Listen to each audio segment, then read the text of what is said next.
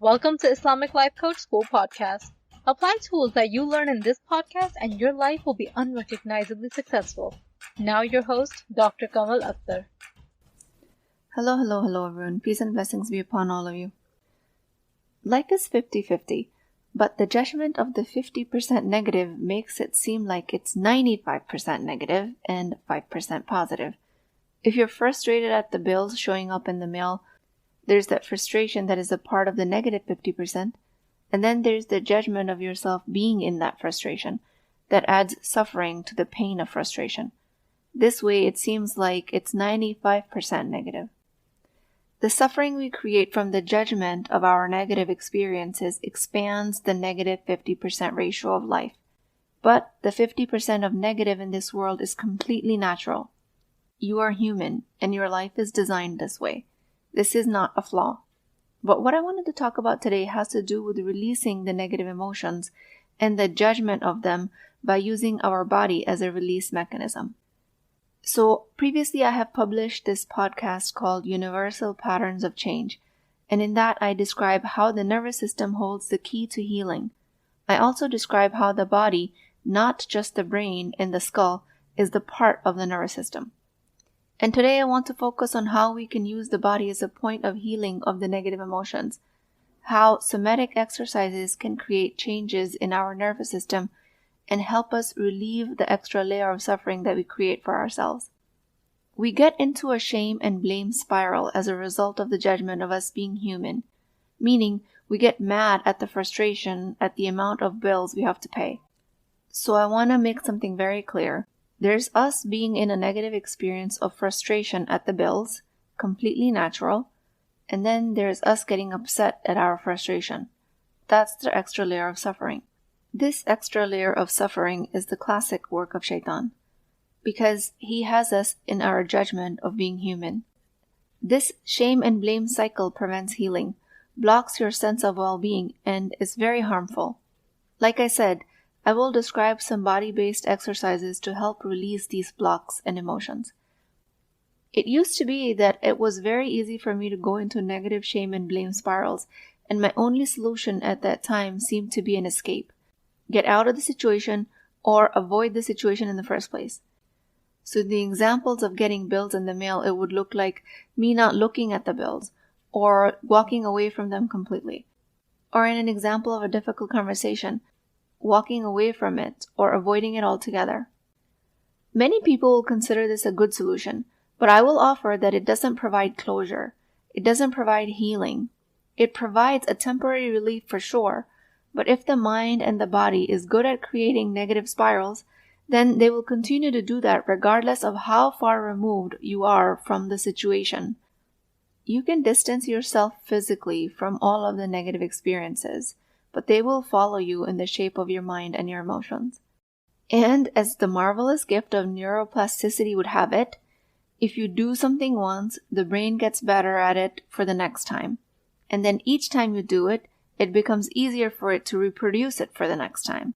So if you avoid a situation, you get better at avoiding situations. If you crave sugar and you eat it, then it gets easier for the brain to crave sugar for the next time. If you get into a shame spiral and you escape it, it gets easier for the brain to create it for the next time. And all of the effects of these will build up without letting you heal as a person. Every time you create a shame spiral, it gets easier for the brain to create it for the next time, unless you interrupt it and provide yourself with emotional safety. Each emotion you feel is a set of sensations, even shame and guilt. And when that set of sensations are uncomfortable, because they're associated with such negative emotions, the brain then interprets it as danger, and thus setting off a downward spiral. A type of a vortex, if you will, with a negative regenerating force that drags the personal emotional well-being down. As I mentioned earlier, the body-centered techniques I'll be discussing today will be incredibly useful when dealing with the discomfort arising from challenging emotions, like self-blame, pity, shame, despair, anger, frustration. So the first technique is progressive muscle relaxation, PMR. It is a therapeutic technique that involves tensing and relaxing different muscle groups of the body to reduce body tension. When the body starts to interpret the sensations as danger, and it goes into a fight-flight response, then tensing and relaxing muscles by intention helps release this extra adrenaline. So the technique involves you tensing your toes and relaxing them, then progressively moving upward on both sides of your body. Meaning next you'll tense your feet for 5 seconds and relax. And then you move up the calf, then thighs and abdomen, hands, arms, shoulders. Each cycle you add a muscle group progressively moving upwards in your body, and each time you tense it for 5 seconds, and then you relax your whole body for 10 seconds, moving all the way up to your jaw and your face. This technique helps you refocus on your body rather than the problem in the environment, and it helps you release the adrenaline and the extra energy that the fight-flight response creates without being reactive in your actions. This is a very helpful grounding technique. Then, of course, there's deep breathing. Conscious control of breathing is your built-in mechanism of controlling the vagus nerve. That is responsible for relaxation sensations. Deep breathing involves taking slow, full breaths, holding for a few seconds, and exhaling slowly, all with control. And there are more methods out there to do that than I can count. But here I will tell you about a few. There is 4-7-8 breathing that consists of inhaling for 4 counts, holding the breath for 7 counts, and exhaling for 8 counts. There's box breathing. It requires inhaling, holding the breath, exhaling, and pausing, each of it for equal count, usually 4 seconds, creating a box. There's alternate nostril breathing, a technique from yoga. Involves inhaling through one nostril, holding, then exhaling through the opposite nostril, and alternating sides. Then there's belly breathing, focusing on deep diaphragmatic inhalations, expanding the abdomen rather than the chest, followed by slow exhalations. Then there's 3-part breathing that divides the breath into 3 segments. First, filling the belly, then the ribcage, and finally the upper chest, before a gradual exhale. There is no one-size-fits-all. Experts tell you one technique over the other, but the only technique that works is the one that you practice. So pick one and stick with it, and make it a part of your practice. The next technique has to do with body scan meditation. It is a mindful technique that increases awareness and relaxation by sequentially focusing on different parts of the body. If you are not used to noticing the sensations of your body, then I would recommend that you start at a moment when there is no negative spiral going on, when you're in somewhat of a positive experience. Take a moment during that time and notice what the sensations of your body are. And once you have more practice with the technique, then you can use it in more heated moments of your day. The body scan technique allows you to become aware of what sensations you're carrying around in your body. What emotions have been trapped? A body scan invites you to think about your body and just observe it from head to toe and notice what you feel and where you feel it. It can include sensations in your head, in your face, your throat, arms, shoulders, pretty much everything. Any part of your body can be included in this body scan. The point is that our subconscious mind has a lot of unused browsers and windows running in the background that keep generating thoughts that create emotions at the body's level, and all of that can remain below our conscious awareness. And with exercises like the body scan meditation, you bring all of these emotions into light, and you close the extra browsers to preserve your energy and your well-being. Then the next technique is very specific. It's called the butterfly hug. You wrap your arms around yourself, grabbing both of your shoulders with each hand, and when in this position, you start patting your hands on your shoulders, one by one, alternating. Scientifically, this has to do with trying to stimulate both parts of your brain to become active, rather than a very foveal or tunnel vision that gets activated in a fight or flight response. So it looks like at any moment, if you're looking to create emotional safety for yourself, you can cross your forearms across your chest, grab your shoulders with both of your hands, and start tapping one side after another, coupled with deep relaxing breathing. Of course, there are neuroscientific reasons behind all of these techniques, but you should adapt the technique that works with you, that you are able to put into practice. The next one is EFT, Emotional Freedom Techniques. It's well studied and requires a whole podcast in its training, but it's super helpful when it's used in its basic format to create emotional safety for yourself as a functional adult. So the basic recipe of EFT is you start by identifying the issue or emotion you want to address. Then you create the setup statement, acknowledging the problem and integrating self-acceptance. For example, even though I have this anxiety about public speaking, I deeply and completely accept myself. Then you start the tapping sequence. Using your fingertips, tap on each of the EFT meridian points, which are beginning with the top of the head, tap gently in the middle of the forehead right above the forehead, then moving to the eyebrow, tapping gently a few times, then the side of the eye, then under the eye, then under the nose, chin, collarbone, and then the middle of your chest with the palm. All this time, you're repeating the reminder phrase that I integrate self-acceptance. I deeply, completely accept myself with this anxiety, and I'm ready to release it, or whatever emotion it is that you're trying to release. So your technique and your practice is going to look different every time, and you might be saying a shorter version of your setup statement to release the negative emotion that you're trying to alleviate. And like everything else, this is not all inclusive. There are many methods out there with similar techniques, but I want you to pick one and continue.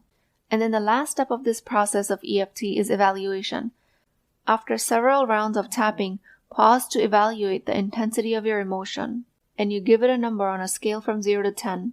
If it's anything higher than what you want to tolerate, then continue tapping with repeating the release statement until the intensity decreases significantly. So this is a basic recipe.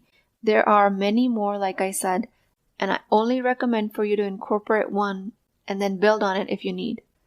So the next technique has to do with physical discomfort or pain. It's called chasing the pain technique.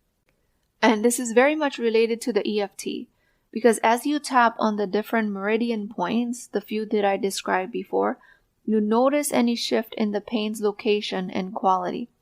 You chase it out of your body with your tapping technique until it reduces or disappears. You can tell a story or a movie during your EFT. You narrate a troubling memory or event as a story. As you progress through the story, tap on the points, the meridian points that I discussed, whenever you feel emotional intensity or discomfort, focusing on those feelings until they decrease while you release them. I absolutely love EFT. There are coaches who just practice EFT to create change in their clients, and this is a very successful technique. These coaches are able to help clients create a monumental change. I incorporate it in my daily emotional safety techniques to create grounding for myself, and I teach it to my clients. Then there is guided imagery that you can use. You can have someone else guide you or tell yourself a different, believable story until your emotional state shifts. It requires creativity. If you're not a visual person, then this technique might not be for you. Then there is artistic expression. You draw, sketch, paint, whatever your artistic outlet is, until you have created an emotional release for yourself. Stretching is an excellent release of trapped energy. Any mindful movement, walking, intense exercise, slow exercise, there are countless methods out there. You can create your individual practice at a self-help level, or you can request a professional's help and invest in yourself, because trust me, the return on this investment is monumental. You can create a more profound and predictable change with professionals, and you can monitor your own progress more diligently. Now I want to come to prayers as a somatic technique, because this way we use prayers and the connection to Allah to deal with our negative emotions. I myself interrupt many of my emotional storms using calming dhikr, remembrance of Allah, and I invite you to do the same. Shift the focus from the situation to the bigger picture of the divine. The brain is designed to hang on cues of danger, but mostly the danger is not a real threat, but the creation of a brain. And the brain will fight to keep your focus on the presumed threat. And in any of these techniques, it is up to you with your practice level how successfully you're able to come out of it. And the same applies to prayers. Salah is a supercharged way of creating a calming connection and creating emotional grounding. In these acts, we're redirecting the brain to focus on acts of the prayer, the recitation, the connection with Allah, and this refocus has the potential of being extremely healing. And I'm not going to even pretend that I can tell you about all of the benefits of your acts of prayers, especially Salah or your 5 daily prayers. But when done with the intention of creating your own healing, you will see a change in your well-being. What blessings you get, what rewards will be unlocked for you as an answer to your prayers in this world and the afterlife, and all of the apparent unanswered prayers that have been answered in the afterlife. I cannot sum up the benefit of it all, and I don't intend to. What I'm saying here is that the emotional safety aspect, the well-being, and the general sense of comfort gets overlooked if we approach prayers just strictly as a transactional act, something that is prescribed and something that needs to be done. Remember, you need to pray to Allah more than Allah subhanahu wa ta'ala needs your prayers. He actually doesn't need them at all, but your act of prayer is a blessing for you and a gift to you. With prayers lies the opportunity for you to co-regulate your nervous system with the divine. Start creating emotional safety, a sense of calm in your prayers, the movement that are integrated in your prayers, the refocus of attention, the discipline, the dependability, the predictability. All of that will create emotional safety, and this is all for your benefit. All of the somatic techniques I describe are integrated in your worship. Seeking spiritual support in your worship is the best way to regain equilibrium. I rely heavily on the grounding techniques of dua. When my thought cycle stirs up restlessness within me, I interrupt it with an invitation to recite a prayer of peace, focusing on the comforting words until my mind finds stillness. Hasbunallahu wa ni'mal wakil. Sufficient for us is Allah, and He is the best disposer of affairs. The calming of inner storms through prayers, prayer of resilience, repeating until you find a sense of stability, saying the prayer of forgiveness, focusing on the healing words until you find peace. I invite you to create healing with prayers and make a practice out of it in the upcoming week. I myself have created a strong practice like this. For example, every time a negative thought spiral triggers an urge for me to fidget or react, I interpret it as a cue to recite Bismillah, in the name of Allah, grounding myself in His mercy until I achieve tranquility. When my emotional energy surges up, it's my signal to perform Salah, focusing on the movements and the recitation until I feel balanced. If I feel the stress of negative thoughts, I treat it as a reminder to recite Astaghfirullah. I seek Allah's forgiveness, repeating it until the emotional tension releases. Recite Alhamdulillah, all praise be to Allah, expressing gratitude, reciting Ya Salam, O giver of peace, seeking His peace until your mind is clear, reciting Ayat al-Kursi, the verse of the throne, drawing strength from the words until you feel a sense of stability, reciting the prayer of Tawbah, repentance, focusing on the calming words until you feel centered, reciting La ilaha illallah, there is no God but Allah, focusing on His oneness until you find peace, reciting Surah Fatiha, focusing on the soothing verses until you feel serene. In other times of emotional uncertainty or turmoil, focusing on La hawla wa la quwwata illa billah, there is no might or power except Allah. Remembering this and creating a balance and sense of safety for yourself. In a moment of emotional despair, we lose focus of the greatest might, that is Allah. Any and all remembrances of Allah is created for your benefit. Use your acts of worship as methods of creating emotional safety. a way to interrupt your body from its habitual patterns of concern, worry, fear, despair. Modern psychology techniques are a good gateway for you to find safety within your body, and you can use that to create khushu', higher concentration, and benefit in your prayers.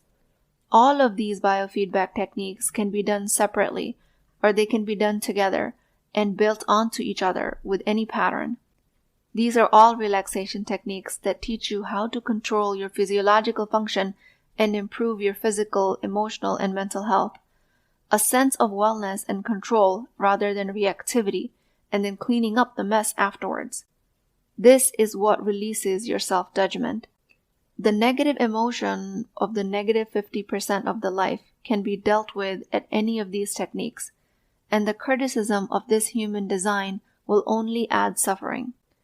Release this by adopting one technique at a time and build on your practice week after week, month after month. Come back to these lessons as many times as you have to. Because life will remain 50-50, there's no need to make it 95% negative by remaining uneducated about your body. Use your body for healing with the somatic level exercises and body awareness techniques. With that, I pray to Allah subhanahu wa ta'ala, Ya Allah, the nourisher of hearts and the healer of souls, as I seek to find balance in my body and spirit, guide me and all of us in the practices that bring us closer to you and grant us inner peace. Let us use the knowledge of science to benefit us in this world and the next, as all knowledge is from you. In moments of distress or distraction, guide us to anchor ourselves in your remembrance, in your beautiful names. Fill our heart with gratitude, mind with clarity, and soul with tranquility. O Allah, with every inhalation, let us draw from your boundless mercy, and with every exhalation, help us release our burdens unto you. Ya Allah, stabilize my heart upon your religion, and grant all of us the serenity to navigate this life's trials with grace, patience, and resilience. Ameen Ya Rabbul Alameen. Please keep me in your du'as. I will talk to you guys next time. If you're interested in getting coached by me, I'm offering a very affordable opportunity to do that with Wisdom Wednesdays. This is not a course, not a lecture. This is an opportunity for live coaching, real change with Islamic adab and etiquette. You do not need more information. You actually need a space to create change. At $19.99 a month, which is a price of takeout dinner, you as a Muslim woman will create confidence, intimacy, and connection without shame or fear of judgment, because your privacy is my highest priority.